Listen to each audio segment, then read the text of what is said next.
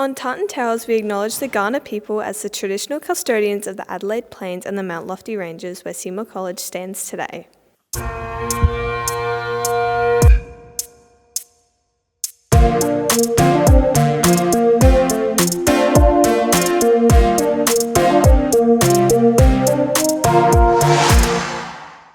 Hi, I'm Ollie and you're listening to Tartan Tales.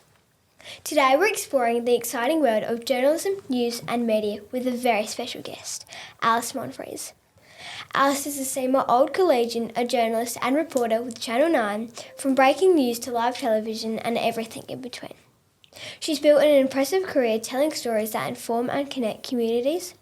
We'll be chatting about her career journey, life in the media industry and her memories of Seymour. Let's get into it. What first inspired you to pursue a career in journalism? Well, firstly, thank you so much for having me, girls. It's so exciting for me to be back here at Seymour and to be chatting to both of you today. A career in journalism. So I think for me, I always loved talking to people. I loved being around people. I loved English and I loved writing. So for me, and I was also really curious about things. I always wanted to know why something was the way it was, or ask questions, and that's a big part of journalism too. So they were probably the main things that drove me towards a career in journalism. But I actually didn't start out studying journalism. When I finished Year 12, I went a completely different direction to start with. I enrolled in nutrition and dietetics. Completely different. And the reason was we had this subject called work education where you learn about your strengths and what you're good at. And it came back that I loved working with people and loved helping people, and there was going to be a lot of growth in the health area. So all of my first list of preferences for uni were physio, nutrition and dietetics, everything in the health field.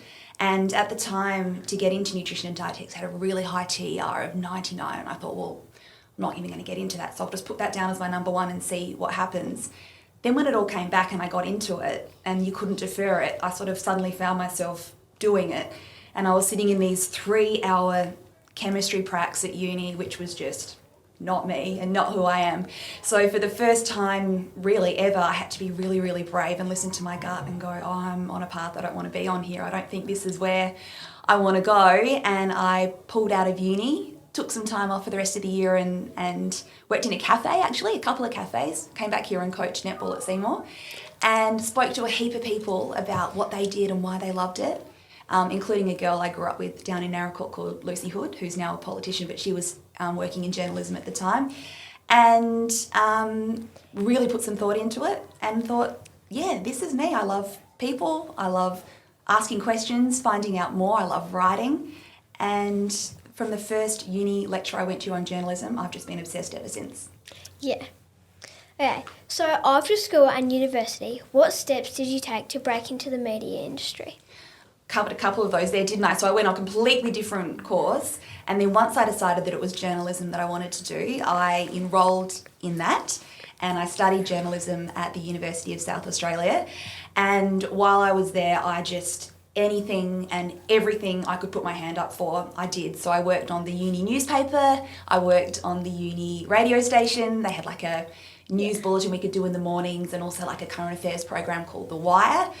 I would go home to Naracoorte in the holidays and work on the Naracoorte Herald, which was the local paper. There was another one, we had a beach house in Robe. There was a coastal leader, I'd worked there too. There was even the Masters Games were putting out a publication and they were looking for volunteers. So I was like, I can do that. I'll interview people and write that. So basically the whole time I was at uni, I just kept putting my hand up to go and get experience and learn more about it. And then in my final year of uni, I got offered a job at the Messenger newspaper. I don't know if you girls will remember that. It was a free one that used to sort of get thrown on the front porch of everyone's house. Now it's all incorporated online. But I worked there for my last year while I was still studying. So I'd do my study at night and on the weekends, and then work at the paper 9 to 5, Monday to Friday. And then from there I got offered a job at the Sunday Mail, which I loved. I was there for a couple of years. And after that I actually went to Channel 10 and then to Channel 9, which is where I've been now for 12 years. So a few different jobs across different types of media, but from the second I started doing it, I've just loved it. What was your first experience on TV? So when I got to Channel 10, my very first story was on the new iPhone that had come out. So I think because I was brand new, they thought, okay, this story shouldn't be too hard, and they sent me along to Telstra in Rundle Mall, where there was a big long line of people, and I interviewed people in the line saying, how excited are you for this new phone? Why are you excited about it? How long have you been lining up for? And then I went into the shop and I got pictures of the new phone, and I did a piece to camera standing there holding the phone. I think I was so awkward and uncomfortable because it was my first time, but I was also just so excited to be giving it a go. And then I remember coming back to the newsroom and writing that story and putting all the pictures together, putting my voice down as a soundtrack for that story. And I still remember when it went to air that night, I was just so excited to see my whole finished story go to air and to hear myself at the end say, Alice Monfries, 10 News, and think, wow, that's what I've wanted to do for so long. And there it is. So that was my very first TV story that went to air. What phone was it when it came out? Oh, this is a good question. I can't remember what model it was because it would have been in 2012. We'll have to look up what that was. I didn't know you recorded an interview and a video. Can you tell us about that? Yeah, so I think this is one of the things that a lot of people don't know when they watch the news. They see sort of each story goes for about a minute and a half, and they think, oh, what do you guys do all day? That was a minute and a half story, but so much work goes into that 1 minute and a half story. So once we find out what story we'll be working on, the journalist goes out with a cameraman and they'll get all the interviews that they need for that day and all the pictures that they need to tell the story, and then go back and write the story, write a script, and in between the script of the news story that we're telling, we put little bits of those interviews, little grabs, to put it all together, and then we have a piece to camera somewhere towards the end of that story. We record our voice in the recording booth, and then we go off to an editor who puts it all together. So the editor will put our voice down, all the pictures that the cameramen have shot, bits of the interviews that we've taken, and they'll turn it all together into a story, which is then part of that bulletin that goes to air at night. Yeah, okay. What has been the most memorable event you've covered? So when I went to Sydney with Channel 9, not long after I'd got there, I think I'd been there about a month, I got a phone call from my chief of staff at about 5 o'clock in the morning saying, you got your bag packed? Because we always have a bag full of clothes and toiletries that'll last us a couple of weeks, normally under our desk or in our car. And I said, it's packed. And he said, you're going to Thailand. And so I went over to Thailand. Do you remember there was a young soccer team that got trapped in a cave and the cave flooded? You might not remember it. It was probably 7 or 8 years ago now. And it was a huge story at the time. So there was a young soccer team. They were sort of aged between 8 and 12 years old, and they'd gone exploring in a cave. And while they were in this cave, it had rained really heavily and the cave had flooded. And a team of divers went in and found these boys in sort of an air pocket inside this cave and thought, okay, now how are we going to get these boys out? Because the boys couldn't even swim, and it was a really long, narrow passage to sort of get them out. So when I arrived there, there were rescuers coming in from all around the world to try and work out how to get these boys out.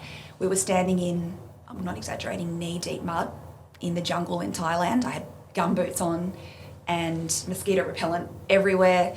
And we were there for 2 weeks while they tried to get these boys out. And eventually they did. And it was one of the most incredible, exciting stories I could ever have been lucky enough to cover. I think normally when you have a story of that scale with media from all around the world coming and rescuers from all around the world coming, normally when you have something that big, it's something really tragic, like a tsunami or a terrorist attack or something awful. But this was just a huge global story that had the happiest ending because they got every single boy out, and everyone all around the world just was following every single minute of that, and I was lucky enough to be there covering it. How'd they stay in there for so long? Yeah, so when the first group of divers found them, they had been in sort of a back pocket of the cave where they had enough oxygen, and they were really lucky. Their coach that was with them was really experienced in meditation and mindfulness, and so he kept these young boys really calm for a couple of days. And then the rescuers, the first group of rescuers who were divers that came in and found them, kept bringing them food and supplies while they were in there. But we didn't know how they were going to get them out. They were trying to drill through the cave. They were trying to pump water out to get enough water out so that they could crawl out. And all the time it kept raining, so more water kept coming in. So it became this real kind of race against time to get these boys out before it rained even harder. And in the end, it was actually an incredible man from Adelaide who led the rescue to save these boys, he had this really unique skill set where he was a doctor at the hospital. He was an anaesthetist, but he also loved cave diving. And so in the end, he was able to use his cave diving skills to get through these narrow tunnels to get to the boys. And he was able to use his skills as an anaesthetist to help sedate them and get them, they put oxygen masks on them and carry them out through these narrow passages. It's actually a documentary on Disney, if you ever want to watch it, called The Cave or The Rescue, and it's amazing. And it's him explaining exactly how they did it. Yeah, that's cool. Yeah, okay. What does a typical day look like for you? So it's changed a little bit now that I just present the news. When I was a reporter, it was sort of as I was explaining before, in the morning the Chief of Staff decides what news we're going to be covering for the day, and you'll send the reporters and the cameramen out to cover those stories. When I get in these days, so on Thursdays and Fridays I read the 4 o'clock news, and on Saturdays and Sundays I read the 6 o'clock news. So on Thursdays and Fridays when I get in, I sit in a meeting with all the producers and we talk about what the stories are that day, and I make sure I'm across what's happening not just in Adelaide but also across Australia and across the world, because I'm going to have to read about all these different stories. I have a segment in my afternoon news where I do an interview, kind of like this, inside the bulletin. So I prepare for that. I work out who I'm going to be talking to. I give them a call and line up the interview and prepare my questions and have a chat to them so they know what to expect. We often pre-record that interview in the studio so that we know how long it's going to run and we can slot that into the bulletin. I go into hair and makeup. That takes 45 minutes to an hour to get all the TV makeup on and hair done. And then I come back into another meeting to see what's happened with the news throughout the day, if anything's changed or any new news has happened. And then I head down into the studio at about probably 3:30 and start preparing, making sure that everything I'm going to read is perfect. There's no mistakes in there. We pre-record a few little things, and then I'm on air from 4 till 5. And then on the weekends it's a bit different. I get in a bit later. Same thing, I have the meetings, get across the stories, and I read on the weekends with a colleague, a guy called Will McDonald. So the two of us go down there together and prepare and make sure everything we're going to say is all hopefully right in the computer so that when it pops up on the auto cue there's no surprises. Is it all scripted, or do you just have to wing it? There's a bit of both. So most of the bulletin that I read is scripted. So the journalist will do their story and they'll write a little intro and then they'll put that into the system, and that's what I read out to introduce their story. So that part's always scripted. But especially on weekends when it's Will and I, and we might come back on camera after there's been an amazing story. There was a story the other day about a little boy who was in a wheelchair and couldn't walk, and they'd wheeled him out onto the MCG because all he ever wanted to do was play footy, and they'd sort of, through their help, he'd been able to be pushed across the oval and kick his first goal. And when it came back to us, we wouldn't be human if we just sort of said, and now to other news, and didn't react. So we were both, had a little tear in our eyes and talked about how amazing that story was. That part's never scripted. That's just our genuine reaction to what we've just seen, much like we assume people at home on the couch are having their own reactions. And sometimes things happen last minute. There's breaking news where while we're on air there might be a house fire or a car crash or something that's happened while we're in the studio. So I've got an earpiece in my ear, and I have a producer who's sitting up in the control room, and he or she will jump in my ear and say, we've got some breaking news, this has just happened while we've been on air. I'll talk to you in the next ad break, or I'll talk to you in the next stories going to air, and they'll fill me in on what's happening. They might put some dot points in for me into the computer, and I jump in there as well. So I'll have some bits that pop up, but some of it we are winging it. And sometimes things go wrong. So sometimes the pre-prepared notes that we have in the auto cue, there's been plenty of times where the auto cue's for whatever reason gone black, and then we're really winging it. We've always got something written down on, we've got scripts in front of us to rely on, but both Will and I used to be reporters before we were presenters, and we used to do all of our live crosses just from memory as well. So we rely on that as well. We don't just if we don't have the words written in front of us, it's not panic stations. We just calmly take some deep breaths and talk our way out of it. I aspire to be a journalist, Alice. Can you tell me what advice you'd give to girls like myself who are interested in journalism and how to get into the industry? Sophia, I'm so excited to hear that you want to be a journalist because it's such an amazing and rewarding career, and I've loved it, and I love meeting people who want to be journalists as well. My advice to you is just do as much as you can. So I think I mentioned before, when I was at uni, I just put my hand up for everything and volunteered to help out as much as I can. I mean, you've got some amazing facilities here at Seymour to be able to do this podcast like you are, and so many, be able to contribute to the magazine and to the social media as well. I think just keep putting your hand up whenever you can. Keep writing as much as you can. And then once you get towards the end of school, do work experience. So call me up, come to Channel 9, go into some of the other stations as well, go to the newspaper, do as much as you can to make sure it's something you really want to do and work out what kind of journalism you want to try as well. And then when you're at uni, same thing, just immerse yourself in it. Go to the radio stations, go back to the TV stations, do as much as you can. And when you go to the TV stations, this is a really important point. Don't be shy. Make sure you put your hand up and volunteer. Say, I can pick up an interview. Or when you're out following a journalist around, ask when there's a quiet minute, can I practice a piece to camera? Or can I have a go at writing my own script, and would you mind having a look at this?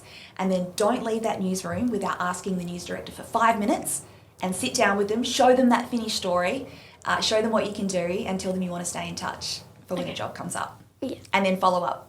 Keep calling. Now we're going to move on to challenges working in the media industry. How do you manage to pursue working in such a fast-paced public profession? It is fast-paced, and that's something I had to really get used to, because at school I was a bit of a perfectionist. I wanted everything to be perfect. And when I first started working in the newspaper, that was a bit of a problem for me, because there was always more I could do, and I could always spend longer and longer labouring over what I was writing. And I think that's a big part of why I said before I burnt out when I was at the Sunday Mail, because particularly towards the end I was working on crime stories, so often dealing with families who'd lost somebody, and I cared so much that they were talking to me about the person that they'd lost. I wanted that story to be perfect for them. And so I really spent a lot of time trying to make things perfect. The best thing that could have happened to me was ending up in TV, because there's no room for perfect. Live TV goes wrong all the time, and there's such tight time pressures. We have to go to air at 6 o'clock, or if it's the afternoon news, at 4 o'clock. So for me, there was no room for perfect. I just had to get it done. And that's become what I tell myself now, just done is better than perfect. Do your best, forget the rest. And that's all you can really do, is just know that you've done your best, know that things are going to go wrong. And remember as well that I think people know we're human, we make mistakes. I know when I was starting out in TV, I heard Jane Doyle, who used to be the newsreader at Channel 7, say, someone asked her how she deals with nerves and what happens does she worry about making mistakes. And she said, yeah, of course, a little bit, but at the same time, if I stumble over a few words, who really cares? The people at home, we might just be a little bit embarrassed, but if the garbage delivery, the garbage collector misses a street, way more people are impacted. They haven't had their rubbish collected for a week, whereas if we make a mistake, mistakes happen. And I've become really good at just, things happen. Trusting that I know what I'm doing and believing in myself. What are some common misconceptions people have about journalists? I think the big one is people think TV journalism's really glamorous all the time. But generally, as a reporter, when you're out at a scene, there's just a lot of sitting around waiting, often in, not the nicest areas. Often, I spend a lot of time sitting in gutters waiting for something to happen. So we might get one interview, and then if we're at, for example, say there was a house fire the night before, we might be waiting for the people to come back to the house to collect some things, and we can be waiting there a really long time. No toilet, no food, no coffee. So probably not as glamorous as what people think it is all the time. And I think what I mentioned before about people say, it's 1 hour of news, what do you do for the whole day? I don't think people understand how much work goes into one news story or preparing that 1 hour news bulletin. Have you ever had a live television moment go completely wrong? So many, a lot of the time.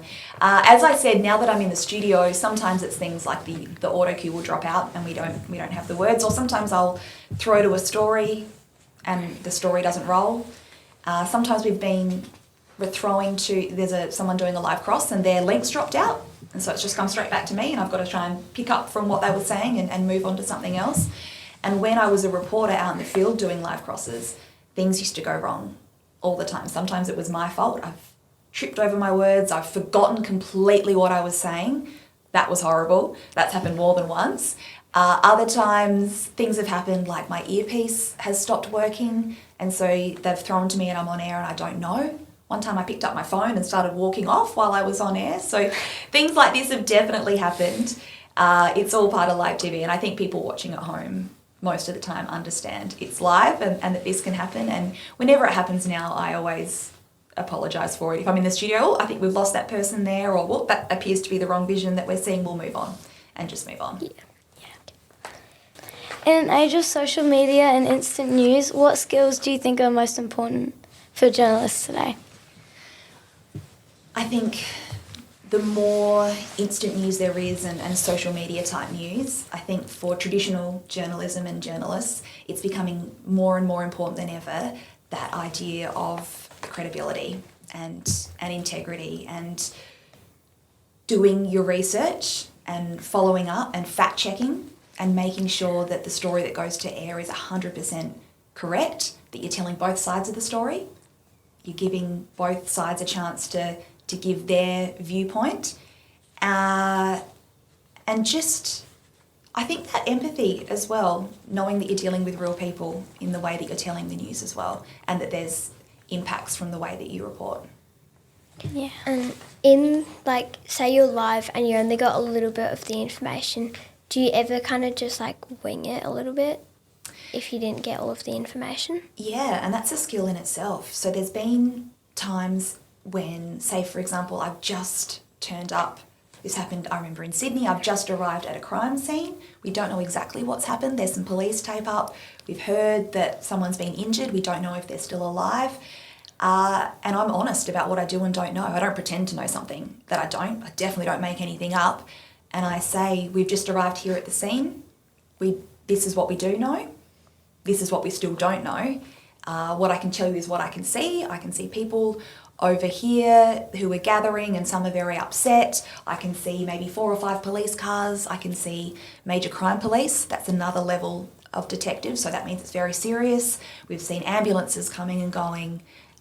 We'll report back when we know more. So I never make anything up.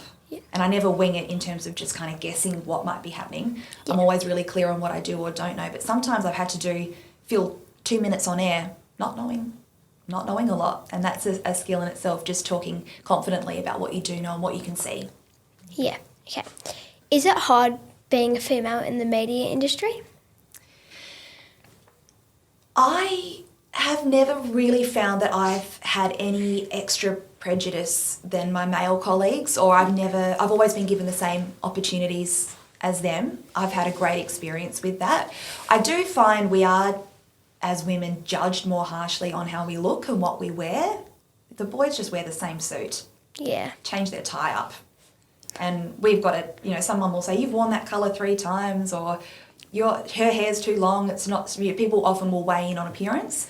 But I actually have got to a point in my life where I don't really care what anyone says about all of that. I make sure I look and feel good before I go and do the news and try not to worry about that. Yeah, okay. So do you pick your own outfits, or do you have a stylist, or...?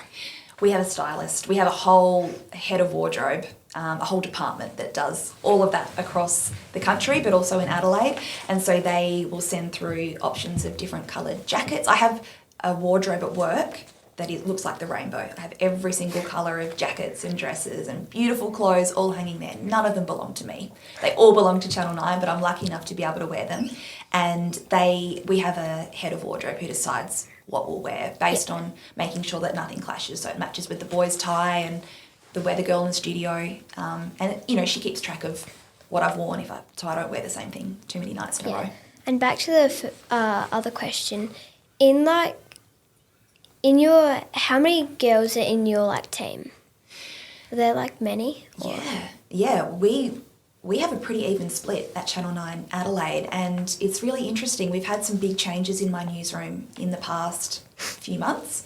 where the boss I mentioned that gave me the job at Channel 10 and then took me to Channel 9, he resigned at the end of last year and went off to do a new job.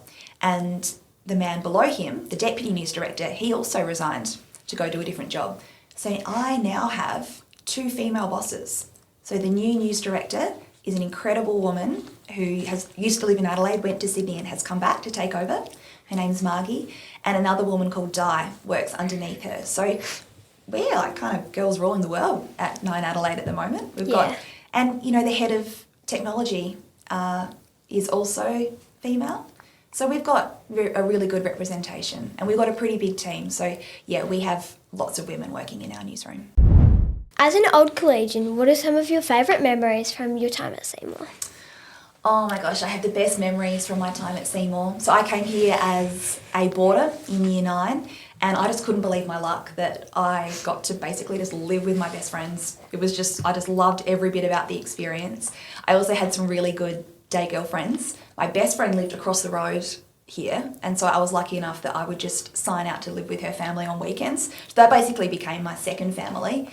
My favourite memories have to be sports day, you know, marching down with the bagpipes going, the cheering, like the clan spirit before, loved that. I was in the dry undies team for the boarders as well, that was very important to me. I just loved hanging out with my friends every day, sitting in the quadrangle. I still, probably like the memory I have that still sits with me the strongest, I actually remember valedictory. Like standing in my uniform and singing Highland Cathedral. And I wasn't singing, I had tears just like running down my face. And I think that's just because I just loved my time there so much. And I just was, you know, sad that it was coming to an end, but also so proud of the time that I'd had here. Yeah, in sports day, like who mainly won? Like what clan? So I was a chieftain for Stuart and we won when I was in Year 12. And that was probably, alongside valedictory, my proudest moment here at Seymour. Yeah, we were pretty good. I feel like it was between Stuart and Bruce. We were back and forward a little bit. I mean, this is 20 years ago. I don't know who dominates these days. Kind of Bruce and Douglas. Bruce and Douglas. Okay, that's good. Where's Stuart? Oh, this isn't good to hear. I feel like it was between Bruce and Stuart when I was here. Yeah, Catherine and Douglas had strengths in other areas, but on sports day or swimming carnival, it was always those two. What was your favourite place on campus? My favourite place? Well, I played netball. I loved being on the netball courts here. And I loved being in the gymnasium. You know, I did PE in Year 12 as well. As I said before, I loved just kind of hanging out with my friends. We used to sit in the quadrangle. Do you still call it that? In the middle of the senior school? Yeah. Yep, I loved that. Obviously, I loved the boarding house. I've got some great memories from being there in the dining hall with my friends, in the common room, especially like Year 10, 11, 12, where we were allowed to watch one TV show a week. So I used to watch a show called The OC. I remember very fondly all of us cramming in to watch that once a week. I think they were my favourite spots. I loved just even driving up the driveway. Isn't it a beautiful school? Yeah. Yeah, me and Sophia, we play netball in the same team. Do you? Yeah. How does is your team going well? Kind of. We're okay. Yeah. What positions do you play? I play goal attack and wing attack. Centre and wing defence, I think. Yeah. No, netball's a lot of fun, and I feel like Seymour do it really well. Yeah. Yeah.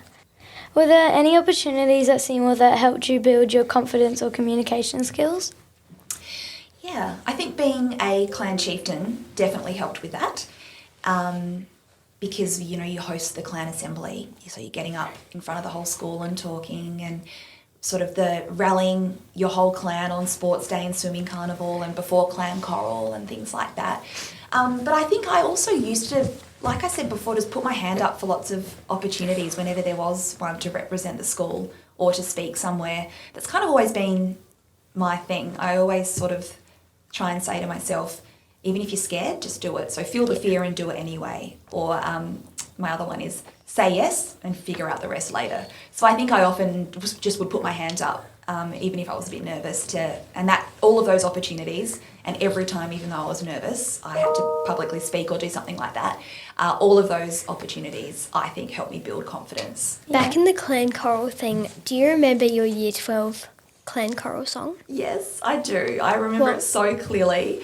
It was Do Re Mi, and the reason I remember it so clearly is because, obviously being the clan chief and chieftains, myself and my two best friends, Lou Mossop and Elise Stacey, we were the chief and chieftains, and we did Do Re Mi, and we had a girl called Bindi Smith who was like the head of the choir and incredibly talented musically, and she had the whole Stuart clan singing this beautiful Do Re Mi and jumping in at different times, and I came in at the wrong time. I hit Ray right when I wasn't meant to, and I remember hearing it so loudly, and I'm not the best singer, and just dying when it happened. But apparently you couldn't hear it off stage, but Lou and Elise heard it because they were both trying so hard not to laugh next to me. So I remember very clearly it was Do Re Mi. Yes, okay.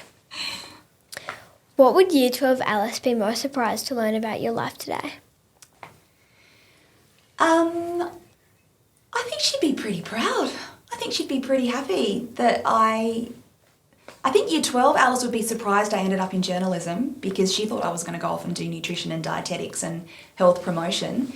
But I think now that she saw how it's all played out, she'd think, yeah, journalism's a perfect fit for you. And I think she'd be proud of some of the places and, interstate and overseas, some of the opportunities I've had with my career. But probably most proud that I've been able to balance it with my family. I've got a little boy and a little girl. They're not that little anymore. A 5-year-old daughter, Grace, and a 6-year-old son, Max. And they're the reason we moved back to Adelaide, and I changed from doing the reporting on the road where I'd go overseas or go interstate at the drop of a hat, and why I stick to the studio now. But I think she'd be proud to see that I've got my family balanced well with my career. Yeah. Yep. Ollie and I are both in Year 6, so what advice would you give to your Year 6 self? I remember being in Year 6. I think my biggest advice is just, believe in yourself. Know how amazing you are. I reckon sometimes I doubted myself a bit in Year 6, or I'd have an idea of something I wanted to do and I'd think, should I give that a go? But I think always just put your hand up, believe in yourself and give it a good crack. That's amazing advice. Thank you. We'll share that with the Year 6s. What makes the Seymour girls stand out?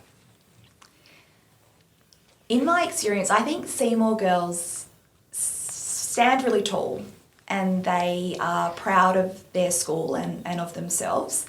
And I think in my experience, the Seymour girls I know, they seize opportunities, they grab opportunities, but I also think that they're self-aware enough to know how grateful they are for them. They don't just sort of expect them. And I think that they sort of give back to their community and the world around them as much as they don't just sort of want to see what they can take. I think Seymour girls do incredible things, but they're also looking for how they can give back and make the world around them a better place as well. And sorry, one more thing I'll add to that. I have just the most incredible group of Seymour girlfriends still. So I finished 20 years ago. There were 16 of us. There are still 16 of us. And in my experience, the Seymour girls I know just truly do love and support each other. And in terms of a support system, I couldn't ask for a better group of girlfriends. Over the last 20 years, we've just been to each other's weddings and baby showers, and we're all deciding to turn 40. So we had 2 of them have turned 40 now. We've had those this year as well. We're on a WhatsApp group where we talk every day and we share all our photos. And I just think that's 20 years on, pretty special to still have such a strong group of girlfriends that are still so supportive now. Yeah. In one word, how would you describe your Seymour experience? I was about to say everything I could ask for, but that's more than one word. I would just say amazing. Perfect. Just, everything. I wouldn't change a thing about my experience here. I loved it.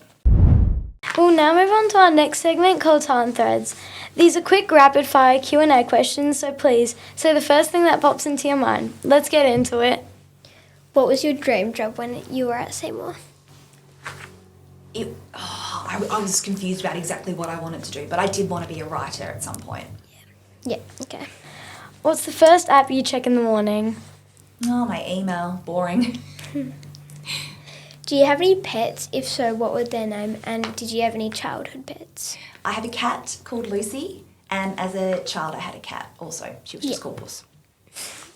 Live TV or pre-recorded interviews? Live, every day, love it. What's the most unexpected place you found yourself reporting from? The Thai jungle. Yeah. What was your biggest inspiration growing up?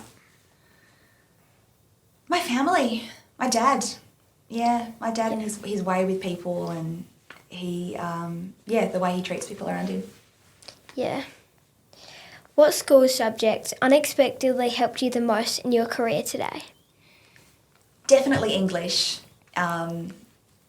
Obviously there's the writing, but also, having to do oral presentations, and there would be other subjects as well, like drama, that give you that confidence to stand up and deliver as well. If you could interview anyone in the world, who would it be? Anyone in the world. Oprah, because she's a very good interviewer, and I would like to interview her. Yeah, okay. What's the most important quality in a great journalist? Can I have two? Yeah. Yeah. So empathy, thinking about the people that you're reporting about, and also credibility. So making sure what you're reporting is 100% right. Yeah. What's your go-to way to unwind after a busy day? Just hanging out with my little kids, hearing about their day. When I've done something really stressful or covered something really big and hard, I just love hearing about, what they did at school. Yeah. What's the last show you binge watched? Oh, I've just been watching Your Friends and Neighbours on Apple. Yeah. Morning person or night owl? I have traditionally always been a night owl, but I have transformed myself to become a morning person, so I'll now say morning person. What's your coffee order? Almond cappuccino. What's your favourite podcast? The Imperfects. Favourite artist / song? I like Olivia Dean. Yeah. What's your favourite book? That's like asking me to pick my favourite child. I love books. There's a book called Tomorrow and Tomorrow and Tomorrow that I really like. Yeah. Thank you so much for joining us on Tartan Tales, Alice. It's been wonderful hearing about your journey from a Seymour student to a Channel 9 journalist and learning more about the realities of working in the fast-paced world of news and media. Thank you so much for having me. It's been a real honour for me to come back and talk to you girls. And that's a wrap on this episode of Tartan Tales. We hoped you enjoyed our conversation with Alice and gained some insight into journalism, storytelling, and the power of asking great questions. Like the threads woven through our Blackwatch Tartan, Tartan Tales brings together stories from every corner of the Seymour community. Stories that inspire, connect, and remind us that every journey starts somewhere. Keep weaving your story, keep staying curious, and we'll see you next time on Tartan Tales.